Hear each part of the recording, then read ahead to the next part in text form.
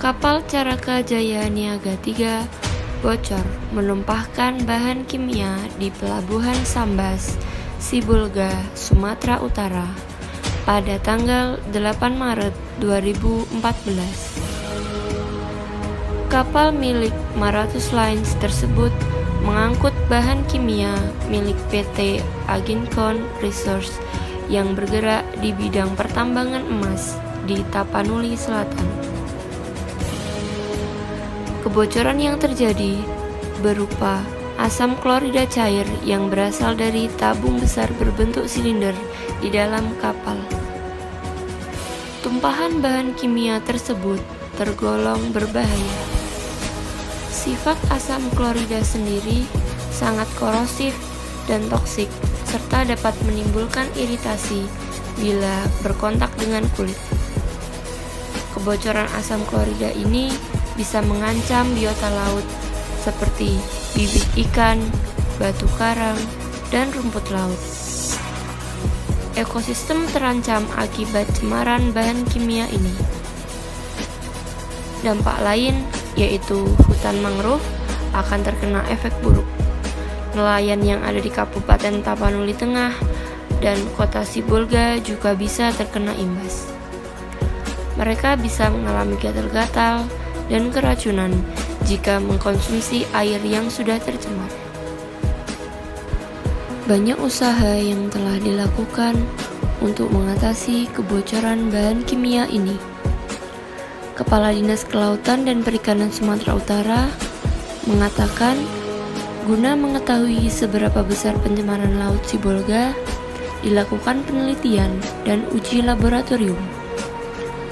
Guna mengantisipasi pencemaran laut Bolga, mereka sudah menurunkan sejumlah tim peneliti dari perguruan tinggi seperti Institut Pertanian Bogor, Universitas Padjadjaran Bandung, dan Universitas Sumatera Utara. Tim ini sudah meneliti dan mengatakan kebocoran gas asam klorida belum membahayakan dan tidak terjadi pencemaran yang sangat mengkhawatirkan. Senyawa kimia yang tumpah di Laut Sibolga masih di bawah ambang batas. Dari perhitungan mereka, volume asam klorida sebesar 500 liter yang terbuang ke dalam laut.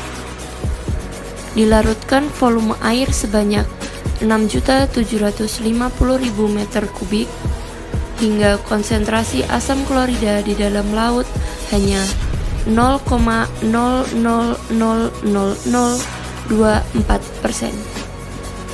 Angka ini jauh di bawah ambang batas baku mutu yang ditentukan, yaitu sebesar 5%. Jadi, kebocoran hal ini tidak membahayakan karena dinetralisir dengan air laut. Makna yang dapat diambil dari peristiwa kebocoran bahan kimia ini adalah perlunya persiapan yang matang dan pengecekan yang rutin terhadap apa yang akan dilakukan sebagai upaya untuk menjaga alam yang telah diciptakan Tuhan, menghindari kerusakan alam yang diciptakannya untuk seluruh hambanya, dan juga sebagai pengingat bahwa kerusakan di bumi itu penyebabnya adalah dari manusia itu sendiri. Allah Subhanahu wa Ta'ala berfirman dalam Quran Surat Ar-Rum ayat 41 yang artinya, telah nampak kerusakan di darat dan di laut disebabkan karena perbuatan tangan manusia, supaya Allah merasakan kepada mereka sebagian dari akibat perbuatan manusia, agar mereka kembali ke jalan yang benar.